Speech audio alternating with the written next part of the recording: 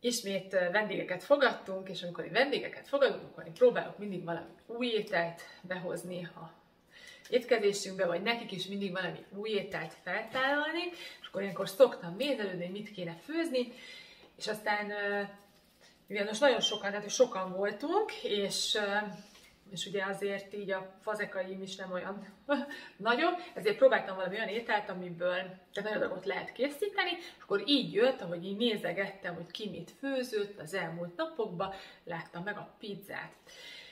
A pizzatészta nagyon-nagyon sokféle van, valaki így szereti, valaki így, valaki vékonyan, vagy vastagan, én a közepest szeretem, tehát se nem túl vékony, és se nem túl vastag, illetve a szélét nagyon szeretem, tehát hogy annak nagyon finomnak kell lennie, és aztán, ahogy szoktam, összegyúrtam így az elolvasottakat, hogy amit hogy mindenki jónak tartott egy pizzában, vagy amitől így finom lesz a pizza, és próbáltam valami olaszosat találni, nagyon szeretjük az olaszos ételeket, meg az olasz pizza az valami isteni.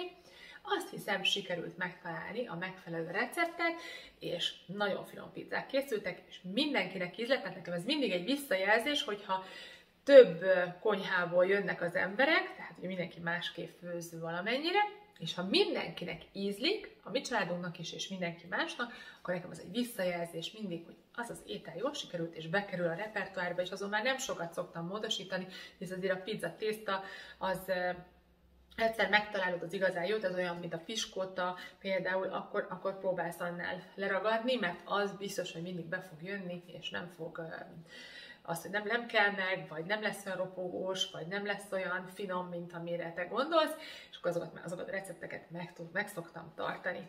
Nézzétek meg, hogy a mi pizzánk hogyan készül. 3 deci vizet megmelegítünk kézmelegre a mikroban. 40 másodperc alatt melegítettem fel, ehhez hozzáteszünk egy teáskanál sót, belemorzsolunk élesztőt, ez 2,5 deka élesztő.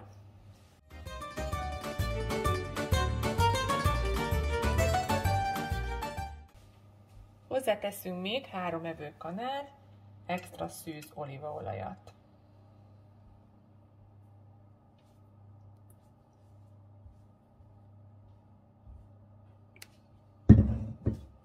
És ezt az egészet elkeverjük.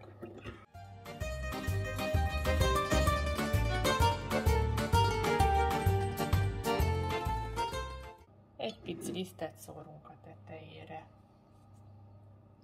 és félretesszük. Kimérünk fél kiló lisztet, pizzalisztet, vagy bármilyen másik fehér lisztet. Ehhez hozzászórunk egy teáskanál sót. A közepébe csinálunk egy mélyedést, ide fogjuk beönteni az élesztős, olajos vízünket. Az élesztős vizet beöntjük ide középre,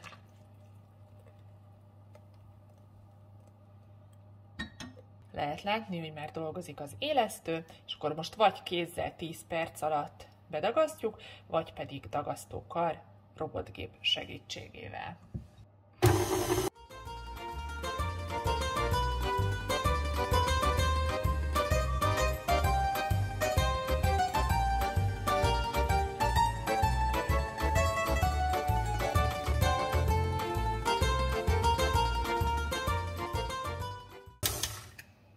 Elkészült a tésztánk, egy pici olívaolajat öntünk a kezünkre, bekenjük a tetejét,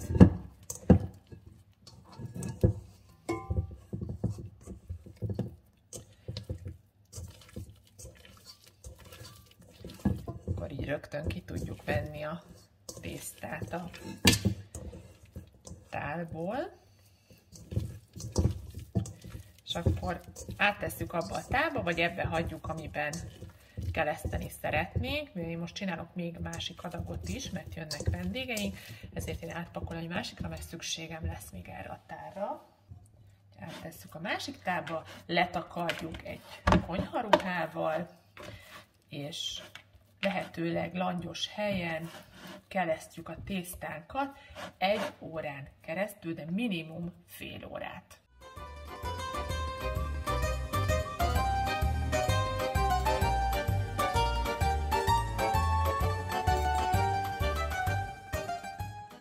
pizzaszószt nagyon sokféleképpen el lehet készíteni. Ugye teljesen rátok van bízva, mert lehet paradicsomos, lehet tejfölös, tehát lehet mascarpone, és éppen amilyet ti szeretnétek. Ez most egy paradicsomos szósz lesz, de ezt is valamelyik fűszert beletehetitek, valamelyiket kihagyjátok, attól függ, hogy ki mit szeret. Ez most egyébként 140 g sűrített paradicsom, valaki főzi a szószt, azt ugye abba lehet tenni egész fejhagymát, hogyha főzzük a szószt összeaprítva, én leszoktam darálni, lehet beletenni fokhagymát, de ugyanígy a nyersbe is be lehet ezeket pakolni. Olyankor én nem sűrített paradicsomot használok, hanem darabolt paradicsomot. Gyere, megmutatom, hogy miért.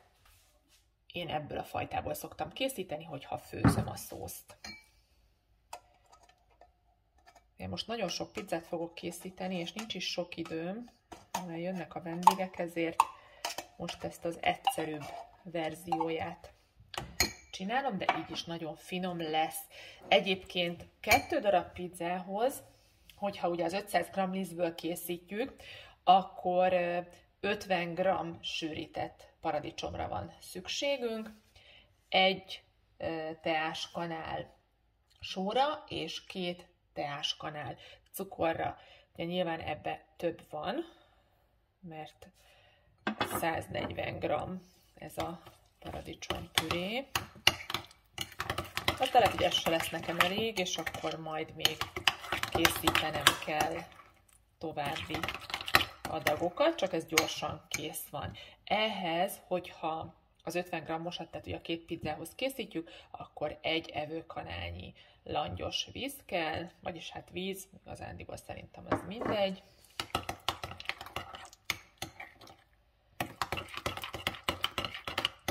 Mert egy kicsit ilyen folyékonyabb lesz.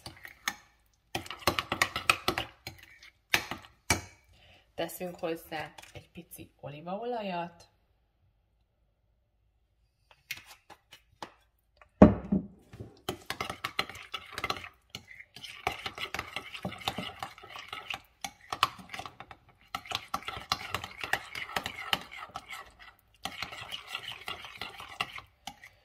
És akkor most jönnek majd a fűszerek, ami rátok van bízva. Borsot vagy teszünk bele, vagy nem.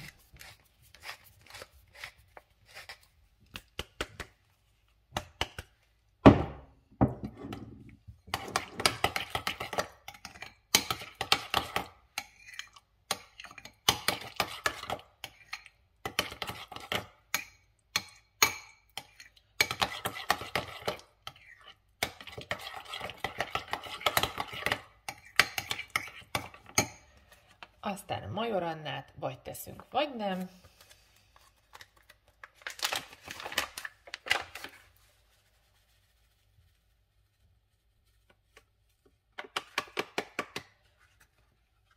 Az 50 g-hoz 1 teáskanálnyi majoranna.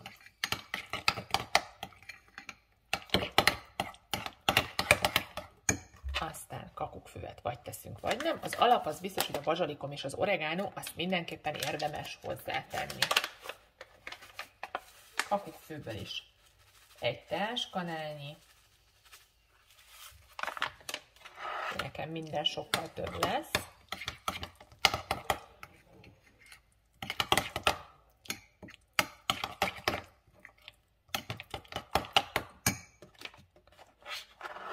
Oregánó szintén 1 teáskanál.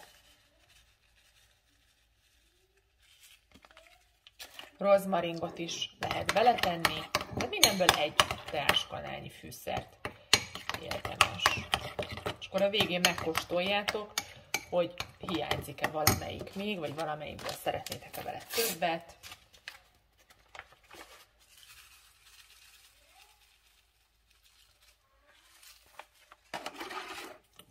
És akkor ez a bazsalikom volt, amit most én bele szórtam. Amit még lehet, az a piros paprika, az nagyon sokat dob az összes paradicsomos ételen. Én ezt a füstös paprikát fogom beletenni.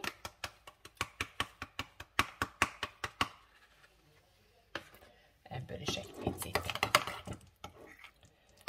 És akkor el is készült az én pizzaszószom, de lehet még beletenni hagymaport, fokhagymaport, tényleg annyi mindent. Én egy pici bazsalikomot. Isteni finom lett. Úgyhogy ezt félre is tehetjük, addig, amíg meg kell a pizzatésztánk. Eltelt az 1 óra, így néz ki a tésztánk, szépen megkelt, kiöntjük,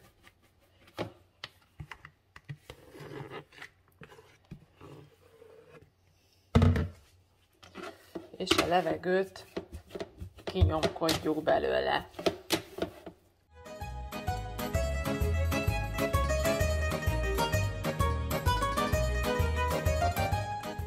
Ha 24-es pizzaformát használunk, akkor abból arra körülbelül ebből a tésztaadagból 4 jön ki, ha 30 fölöttit, akkor pedig 2 vagy 3.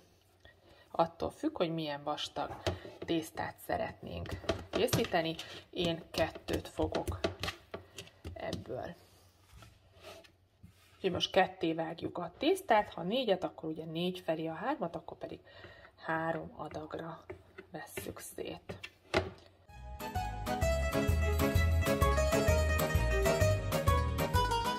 További 4 órát pihentetjük nedves konyharuha alatt.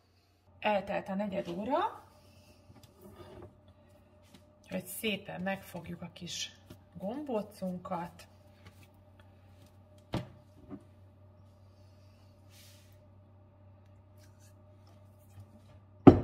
Picit olajozzuk be a kezünket, úgy könnyebb vele dolgozni. 200 fokra a sütőt előmelegítjük. És aztán beletesszük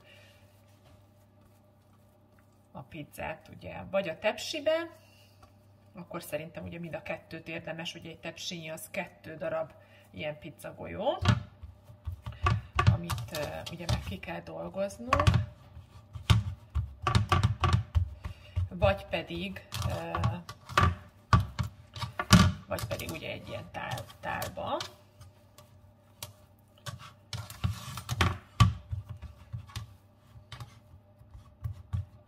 Ha olajos a kezünk, ugye, ahogy mondtam, úgy könnyebben tudjuk ki nyújtani a tésztánkat.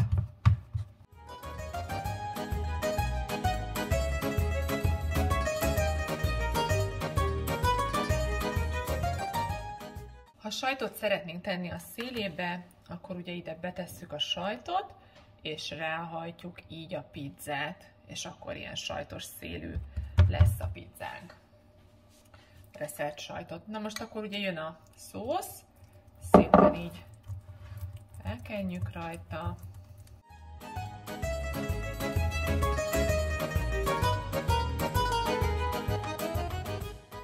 És akkor rátesszük, amit szeretnénk. Lehet rátenni sonkát összevágva.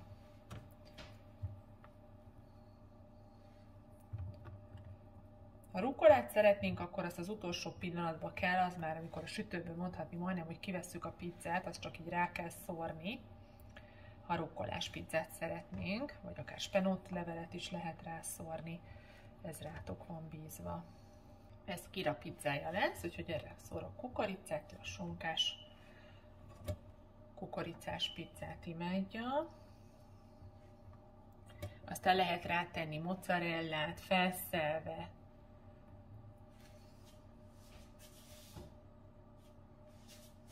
Teszek rá 1-2 paradicsomkarikát. Nektek mutatóba teszek rá egy kis gombát, ezt lehet apró darabokra is összevágni. Ez Kira nem szereti, hogy ezt majd nekünk meg kell róla enni. Így.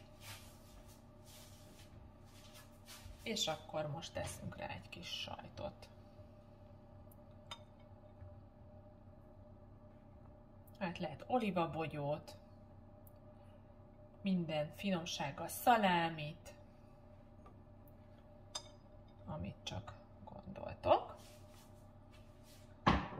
És akkor ezt a pizzát az előmelegített sütőbe betesszük, és olyan 200, és ezt rosszul mondtam, 250 fokra kell előmelegíteni. Mehet rá hagyma, 250, és a 250 fokra előmelegített sütőben olyan 8-10 perc alatt fogjuk ezt megsütni. Szeretjük, ha jó sajtos. Nagyon-nagyon erősen azért nem jó megtenni a pizzát, mert ha nagyon vastag dolgokat tesztek rá, akkor elázik a pizzatészta.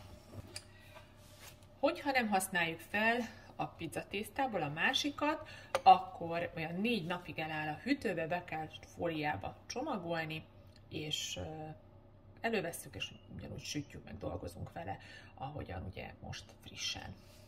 15 percig sütöttem végül a pizzát. Nagyon-nagyon szép lett.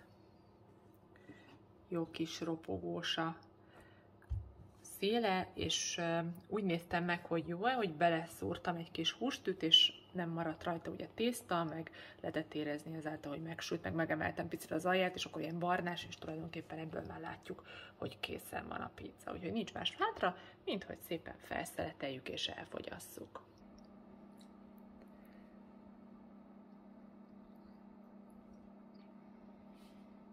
Nagyon finom lett. Isteni? Igen, nagyon. Kész rá ketchupot? Nem. De úgy is kóstoljátok meg, mert úgy is finom. Köszönöm szépen, hogy megnéztétek ezt a videót, és lájkoljatok minket, kövessetek, iratkozzatok fel. Tudtok nekünk levelet írni a lent látható levelezés és e-mail címünkre. Tudtok minket követni Budapesti Família néven, mind a Facebookon, mind az Instagramon, és természetesen találkozni fogunk egy következő videóban. Sziasztok!